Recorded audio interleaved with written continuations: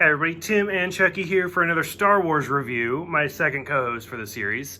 Today we are doing The Empire Strikes Back, Episode 5. Came out in 1980, so much like the review I did for A New Hope, this movie came out long before either of us were born. It was a classic before we were born. So we're kind of going to talk about the high points, the low points, and basically what we thought of it. For you, the same question I asked my last co-host, what is the first, Star Wars memory you have? Oh, definitely that fight with the Abominable Snowman. Oh, for this movie? Yeah, Oh, when okay. he's literally hung upside down and he's got to get his lightsaber out of the fucking ground. And yeah, and then he's got to cut that thing apart. And then he's in the Tauntaun getting warm. And I'm like, yeah, that's like... What is the internal temperature of a Tauntaun? I don't fucking remember. Lukewarm. Okay. I broke myself.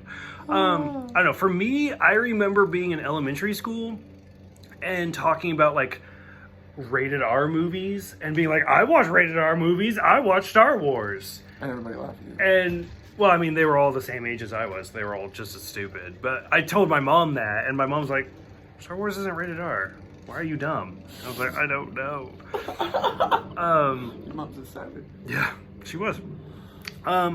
So overall, I like this movie. I think it's really good. I'm still caught on my Tauntaun joke. So this movie is technically the first live action introduction to Boba Fett. True, I forgot he was in this. Yeah, he's one of the bounty hunters. We see him. So it starts out on the planet Hoth, as we talked about the Tauntauns, the ice planet. The big battle scene. Yep.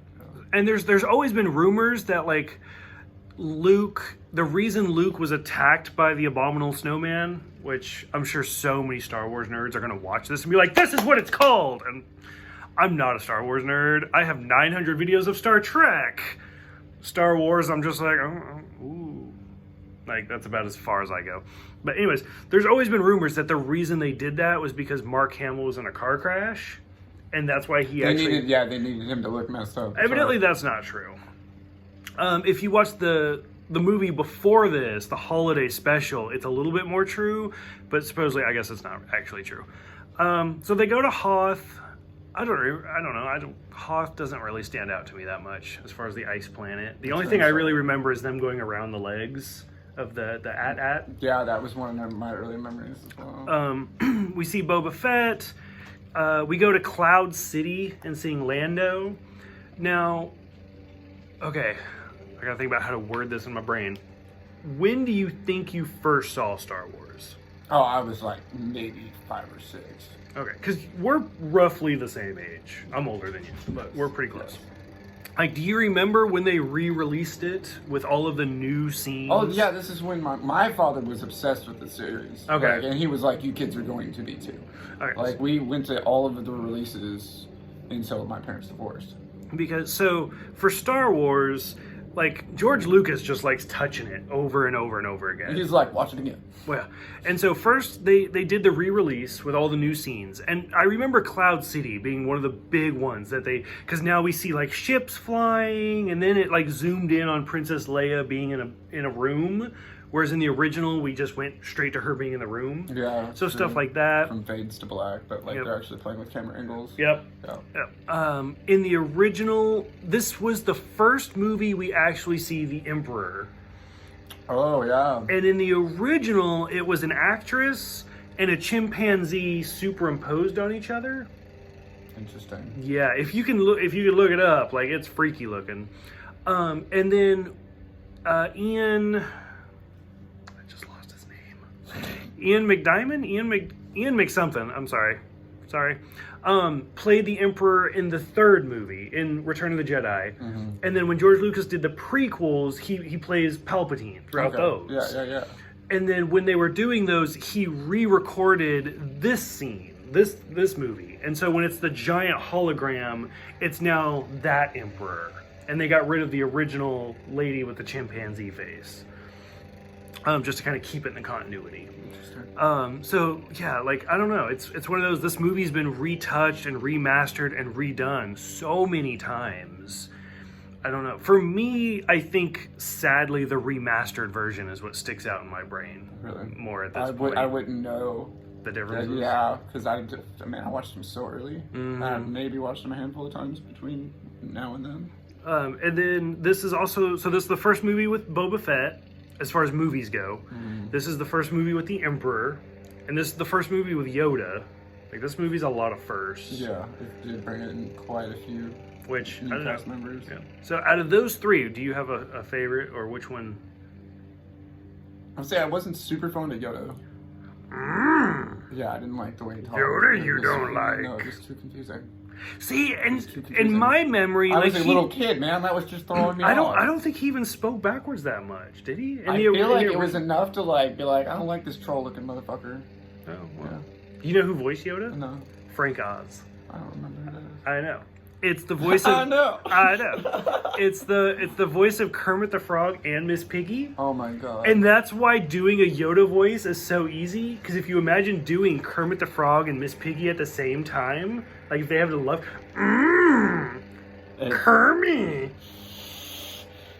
Because then, if you can do a Yoda voice, you can really easily do like Kermit the Frog here. Good lord. Yeah. So, but I don't know. I like Yoda.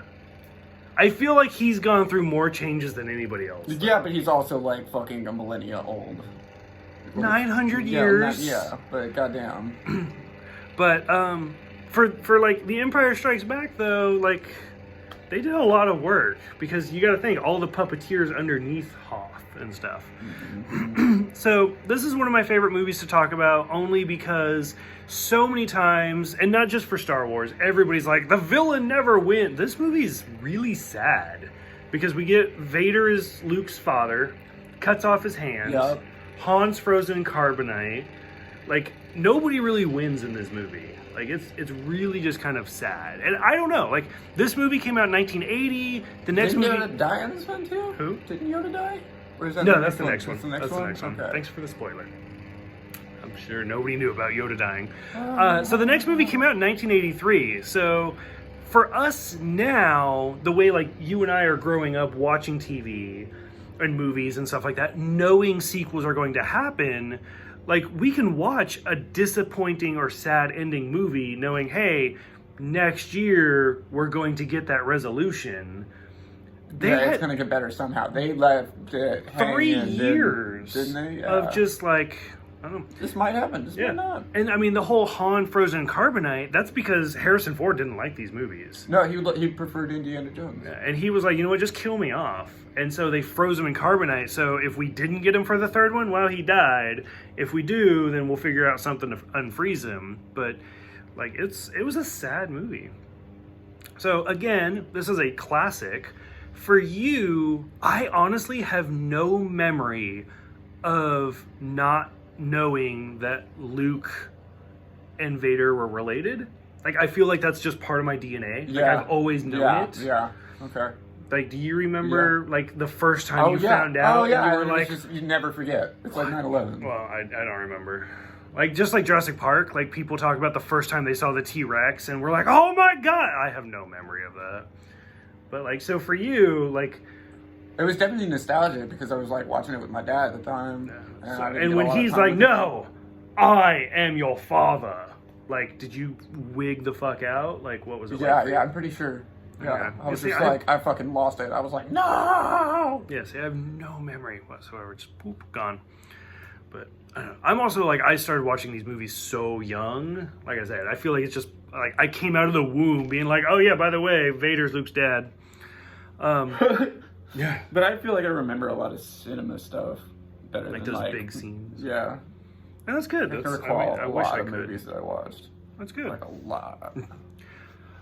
So for this one, I don't know. Out of every Star Wars movie you've seen, what is your favorite Star Wars movie? Oh god, definitely. This is gonna sound bad because it's the second set.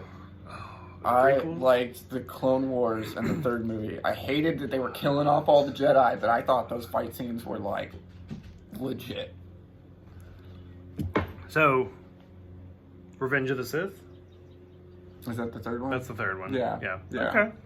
I mean, that's not as bad as I'd expect. I thought you were going to be like the Phantom Menace. I or love something. the Phantom Menace. I feel like they didn't make Darth Maul as badass as he could have.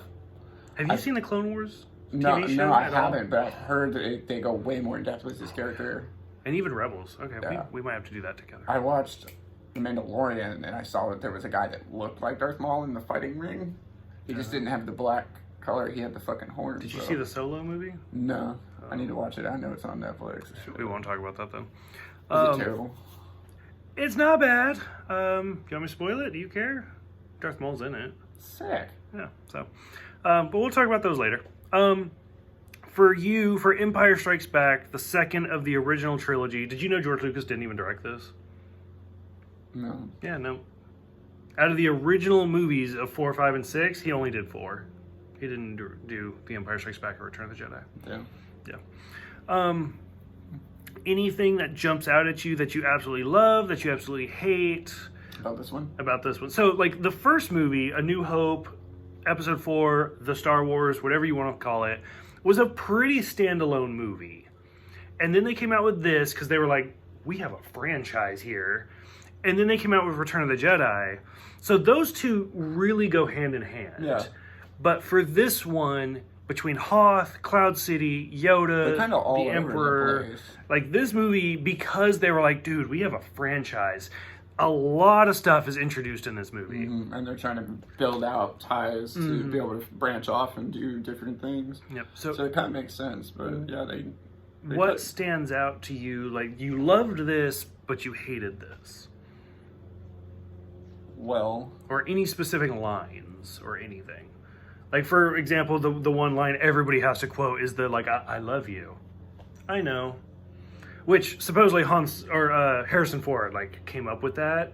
And George Lucas was like, what? And then it was too late into production because he wasn't there. And so they were like, okay. Because Han Solo's not that guy. That would be like, I love you too. So he was just like, I know. But, so, anything... I obviously rewatched the movies a few times, so there wasn't anything that overly stood out that was like, I fucking hate this. Okay. But relatively, I grew up on them. I enjoyed watching pretty much every bit of it just because I was like, this is just the coolest shit on TV right now. So it could be me. The one thing that I really didn't like, that I didn't hate, but I didn't like, and I just don't get it, is the whole where Luke's fighting Darth Vader on Dagobah, and then when he cuts off his head, it's Luke on the inside. Oh yeah, Stuff like that. Wasn't he like tripping balls? He was, and that was the whole point. It was supposed to be like this metaphysical, like astral. You're gonna plane. kill yourself if you kill this guy. Yeah, like he's connected to you. That was the first scene. Like he's your father. Like you are the same. That's their first reference to like, oh shit. Yeah, but like especially as a deeper. kid watching, I'm like, what What why? the fuck Why is is happening this? right now? Yeah, you think it's some weird trip. And then on the flip side, one of my favorite scenes is the whole like do or do not, where like Luke tries to like pick up the ship and he's like, I can't, it's too heavy. And Yoda's like, motherfucker, I am 900 years old. Watch this. Boop, done. And he just picks up the whole X-wing. Oh, I forgot about that part. Yeah, like stuff like that I liked. Like, I don't know. But overall, I did like it. Yeah, seeing the Force too, like seeing it used more in this one. That was definitely like, telekinetic powers are the shit. And again, like it's hard to think about this movie. Like, what was it like when people first watched this by themselves? Because for me, it's difficult to like see Yoda and not think of like the prequels, like him being on Coruscant, him like being this crazy like fighter and stuff like that. I'm like, wait, when people first saw this movie, he was just this little green troll. Yeah, like, in a swamp, just kind of slinging some nonsense out of his mouth. But overall, I do like it. I would say this is my second favorite out of all of them. It's one of the most informational ones. Yeah, for sure. Absolutely. It's a game changer. It's all packed in there tightly. But, okay. Any closing thoughts? Watch it. Watching it. It's good. It's definitely worth it. I don't know. For me, the Hoth was the worst part about it. The whole opening scene with, like, at. But, okay, so thank you guys, and I don't know if Chucky will return. Maybe it'll be a new co-host. We'll see. But we will see you guys next time for Return of the Jedi.